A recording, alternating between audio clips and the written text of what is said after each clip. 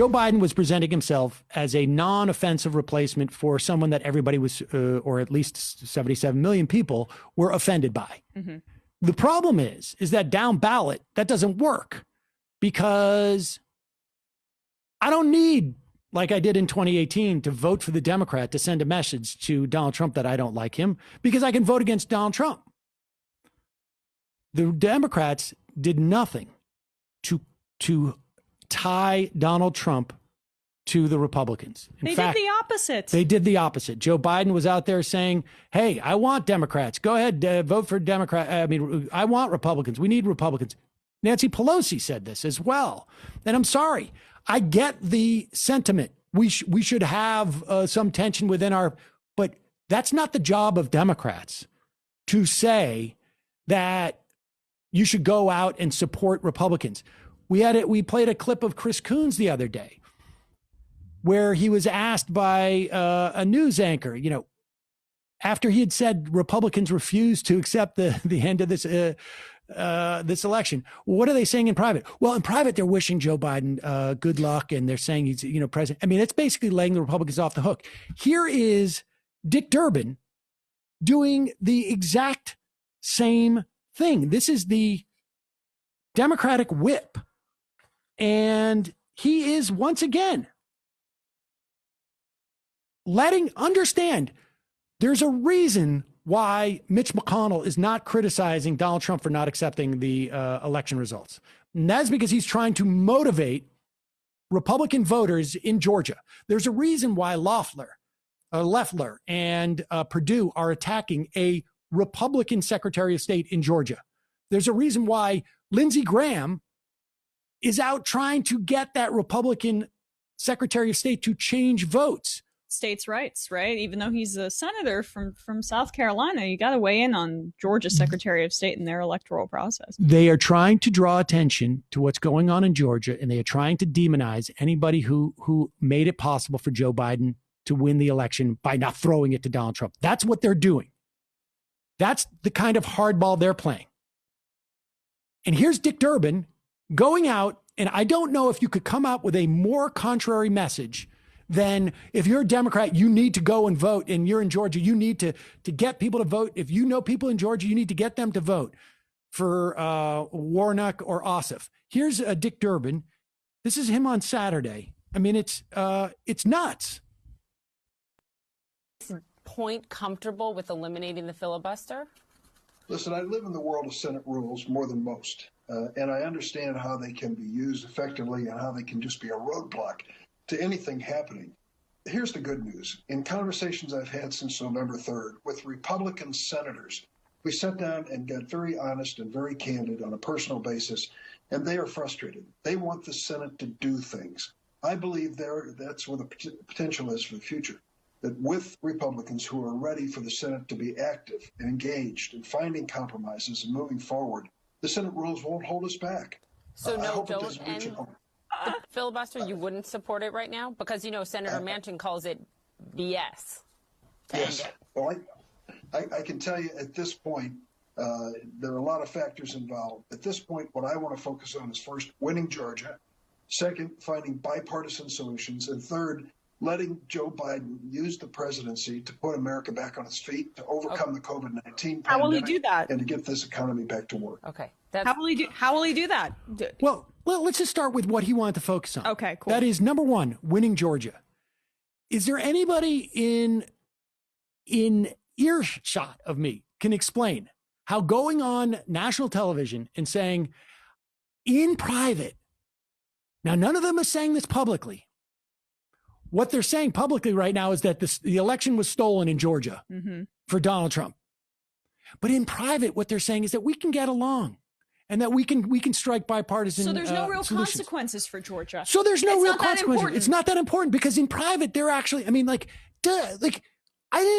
is not an ideological argument, folks. I mean, at least within the context of the Democratic Party. I mean, there's a little bit of an ideological fight in the Democratic Party, but this is just simply about basic messaging. If you're telling us that you're focused on Georgia, why? Why is Georgia important? Why do we need a Democratic majority in Georgia?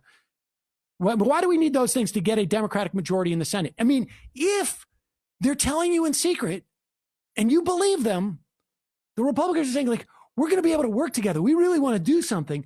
Then why do we need a Democratic majority? Yeah. You've just given up your number one talking point as to win that election, right as you're saying it's my number one priority. One side says election stolen, right? Fake president. How fake president angry are you about that? How angry are you that the election was stolen from the candidate that you liked who almost won that state? Wow, those supporters might be really pissed off, right?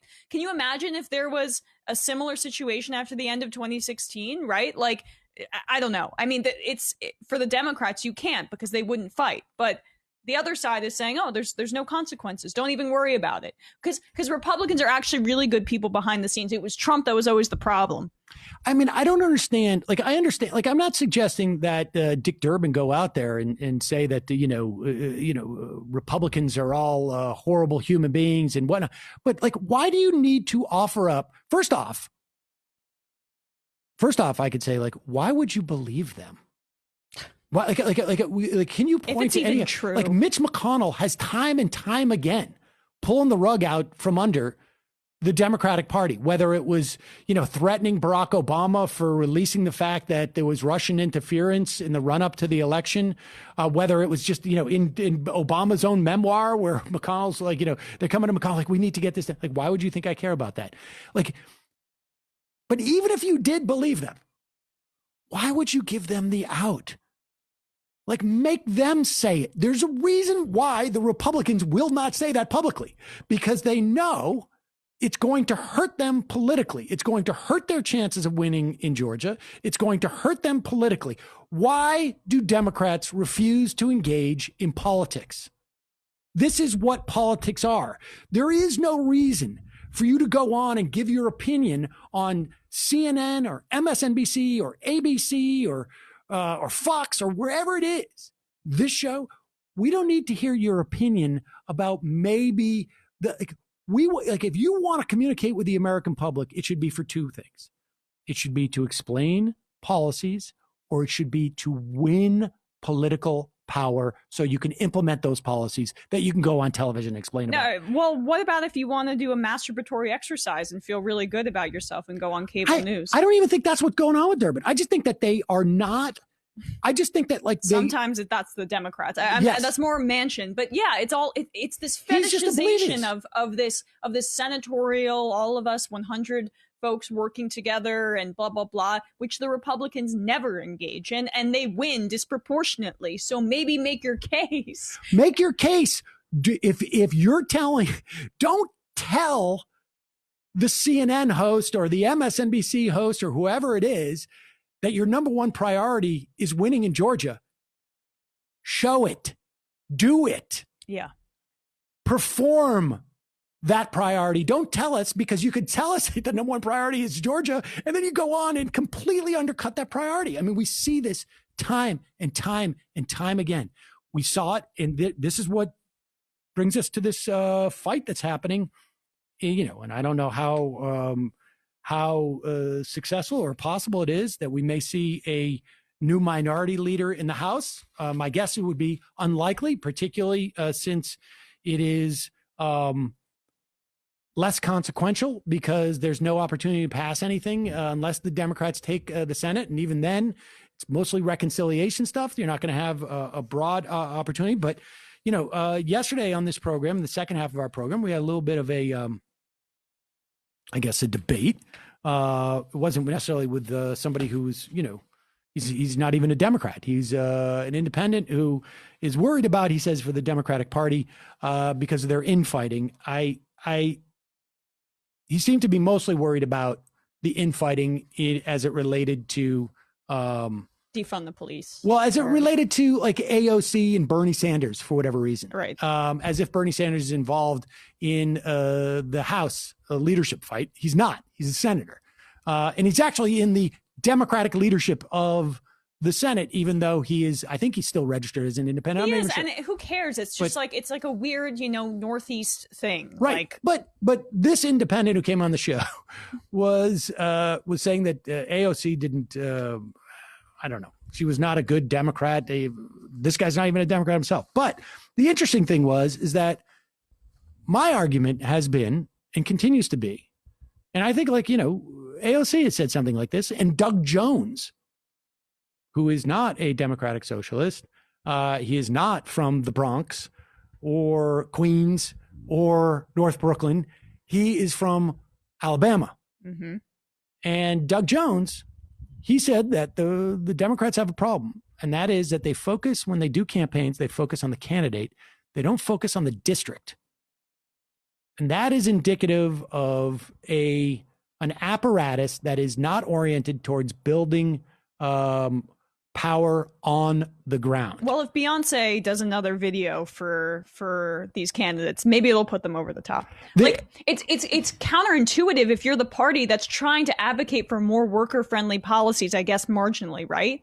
Why are you not talking to people and regular folks in the area and allowing to cede that ground to Republicans? I mean, and it's been a constant problem for over 10 years at this point, for even longer than that, right? There's no apparatus that encourages shoe leather politics, right? That's the correct. Well, yes, and there was, and Howard Dean, when he was in charge of the DNC in the run up to the 2008 election, had instituted and not fully executed it, but it certainly was growing. Was a 50-state strategy. Yep, investing in state parties and helping them build an infrastructure, not in a run up to an election, but when there is no election, like build a presence that exists outside of a campaign apparatus.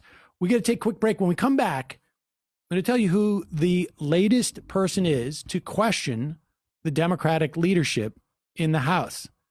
And here's a clue. It is not a member of the squad.